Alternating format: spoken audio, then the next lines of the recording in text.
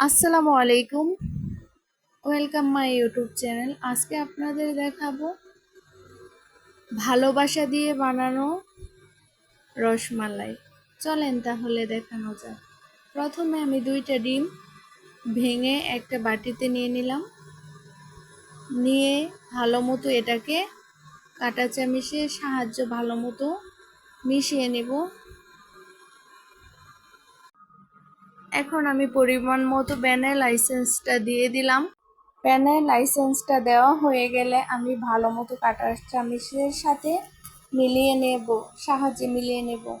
এখন আমি গুঁড়া দুধটা একটা প্লেটে দিয়ে দিচ্ছি পরিমাণ মতো। দেওয়া হয়ে গেলে বেকিং পাউডারটা পরিমাণ মতো দিয়ে দিব।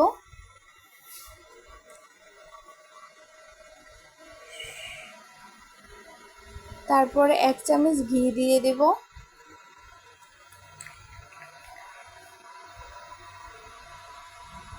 একটু লবণ দিয়ে দিব, কারণ যত মজাদার খাবারই হোক না কেন সাথে যদি একটু লবণ না দেই খাবারে কিন্তু টেস্ট কখনোই আসে না, যত কিছুই দিই না কেন। এখন পরিমাণ মতো ডিম দিয়ে দিলাম।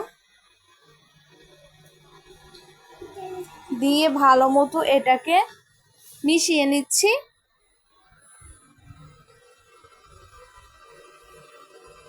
মিশিয়ে নেওয়া হয়ে গেলে আমি এটাকে 5 মিনিটের জন্য রেখে দিলাম। 5 মিনিট পর আমি হাতে একটু তেল মেখে নিলাম। মেখে আমি রসমালাই বানানোর জন্য গোল গোল করে মিষ্টি বানিয়ে নেব।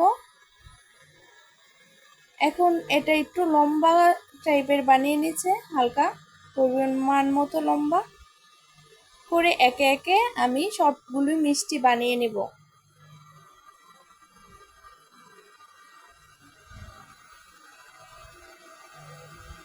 দেখতেই পাচ্ছেন আমার সবগুলো মিষ্টি বানানো হয়ে গেছে।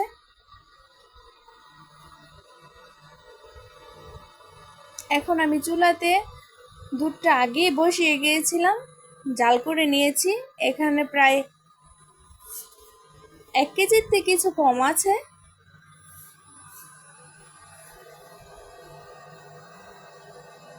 এখন আমি ক্যারামেল বানানোর জন্য আমি চুলাতে চিনিটা দিয়ে দিলাম, দিয়ে একটু পানি দিয়ে নিয়েছি।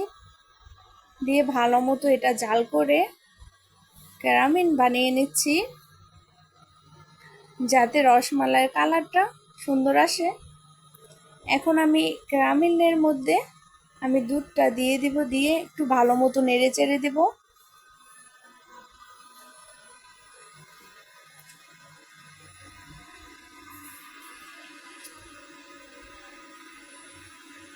এখন দুধটা বলক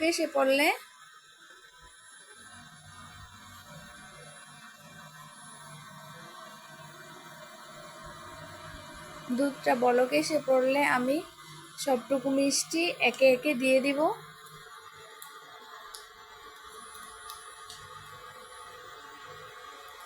আসলে যে রান্না ভালোবাসা দিয়ে তৈরি করা হয়, অবশ্যই সে রান্না খেতেও অনেক মজাদার হয়। আর মিষ্টি জিনিস বলে কথা, যেমন হাতে বানিয়ে নিয়েছি তেমন ভালোবাসা দিয়েই এটাকে তৈরি করেছি। দেখতেই পাচ্ছেন কতটা সুন্দর হয়েছে। এখন একে একে আমি এটাকে উল্টিয়ে দিচ্ছি। দেখতেই পাচ্ছেন রসমালাইটা কত ইয়াম্মি দেখা যাচ্ছে, অনেক ফুলেছে।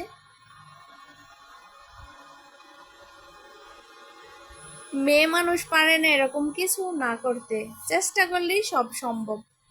আগে আমি কিছুই পারতাম না, এখন তো আলহামদুলিল্লাহ আল্লাহর রহমতে অশেষ রহমতে আমি চেষ্টা করি, এখন আমি সবই পারি। যদি আমার ভিডিওটা ভালো লাগে তাহলে লাইক, কমেন্ট, শেয়ার, সাবস্ক্রাইব করতে ভুলবেন না।